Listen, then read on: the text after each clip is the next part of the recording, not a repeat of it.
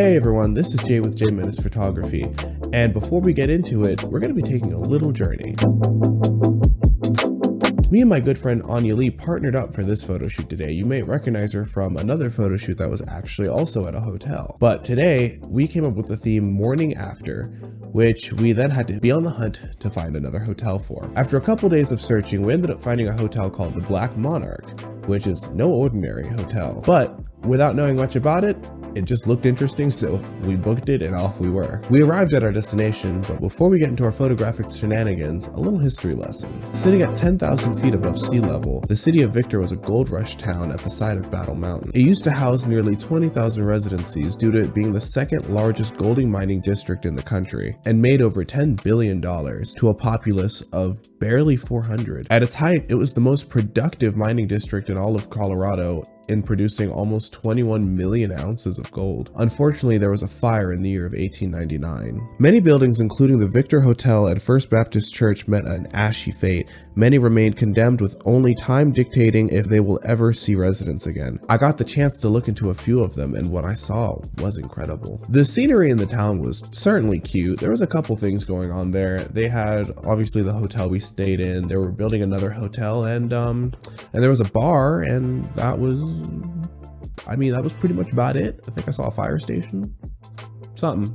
The people were extremely nice, especially for a small town. Granted, I haven't been in many small towns to really say what they're like, but they were extremely welcoming. Like, we were clearly not from around here when we walked into the bar, and these people just walked right up to us and started talking to us, and then we were just roped into all the little things and nooks and crannies going on in the town, and it was cute. I liked it. I enjoyed it a lot. Yeah, we spent a lot of time in the bar chilling with the locals and just chatting it up until we got ready for a shoot the next morning. The Black Monarch is a boutique hotel centered in the city of Victor. It was originally a casino, brothel, and gentleman's club known as the finest gentleman's club on this side of the Mississippi. Since its creation, it has seen two renovations, one of which was the 2019 renovation that brought these following 4 rooms. Nikola Tesla, the only non-horror related historical figure on this list, and was actually the room in which we stayed at. He studied engineering during the 1870s in New York City and set up laboratories and companies, some of his famed inventions being the Tesla coil. He also set up an experimental station here in Colorado Springs in an attempt to transmit signals from Pikes Peak to Paris. He also played a role in the creation of the very hotel in which we stayed at. H.H. Holmes. Herman Webster Mudgett holds a special place in our hearts as one of America's first serial killers. Between 1891 and 1892, he formed what was now known as the Murder Castle, which was a 3-story hotel in Chicago equipped with windowless rooms and gas chambers in which he used to torture and kill his victims. It also had chutes and incinerators for the disposal of bodies. Elizabeth Bathory, the Hungarian countess whose family controlled Transylvania. With the help of her servants, she tortured and killed over 600 girls. She stands as the original inspiration for vampires like the likes of Dracula, as she was believed to bathe in the blood of her victims to maintain her youth. Black Annis, known in English folklore as the Boogeyman. Not to be confused with Slavic's Baba Yaga, though.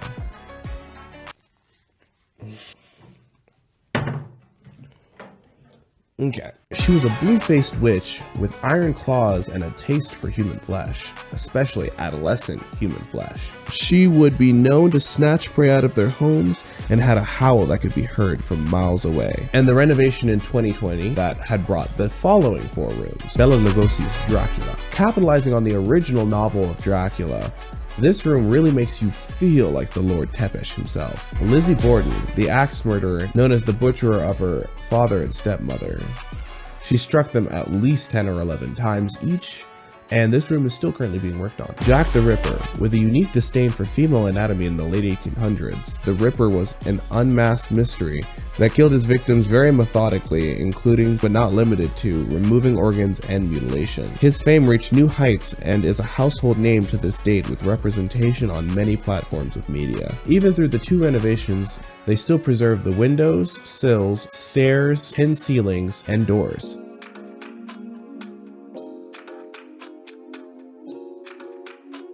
For the shoot, we got up bright and early after a long nights and a string of horror movies, you know, to keep us up at night, so that way we could catch the morning sun as early as possible the next day. I had mapped out the places I wanted to shoot the night before, so that way we could get straight to work. Of course, as the sun hits, I could see that some things had changed or some things were a little bit different in my head. However, despite that, two spots that did work really well was the common area, as you can see here, and the windowsill, as you can see in these photos.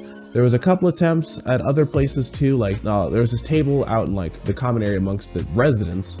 That was pretty cool, but unfortunately we couldn't catch the sun at the proper time of day, so it didn't really work out as well. There was a couple of other ideas I had too, but we were on time constraints as well, so I had to let go of a few of them, and what I stuck with is what I stuck with. But I mean, I feel like it still turned out fairly well. And given that we only had those two spots that were really working out, I had to maximize the amount of different poses and angles that we could utilize so that we could get the most out of the shoot. The main difference between this shoot and our previous shoot was that the other hotel, was meant for a lot of people to pose on it. While I'm not saying that this hotel was lacking in places, it's more or less everything in the hotel is a statement in and of itself. It's really hard to put a model in front of something and catch the boutique-ness of the hotel. So while the first hotel had plenty of chairs and plenty of background, this hotel had plenty of foreground elements, not too many background elements.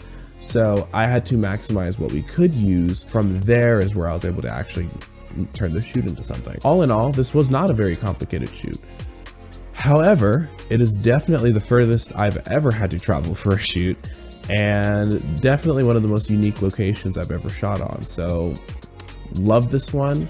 Shout out to my model, and honestly, I can't wait for the next. I'm Jay with Jayy Photography, and I will catch you guys in the next one. Stay blessed, y'all.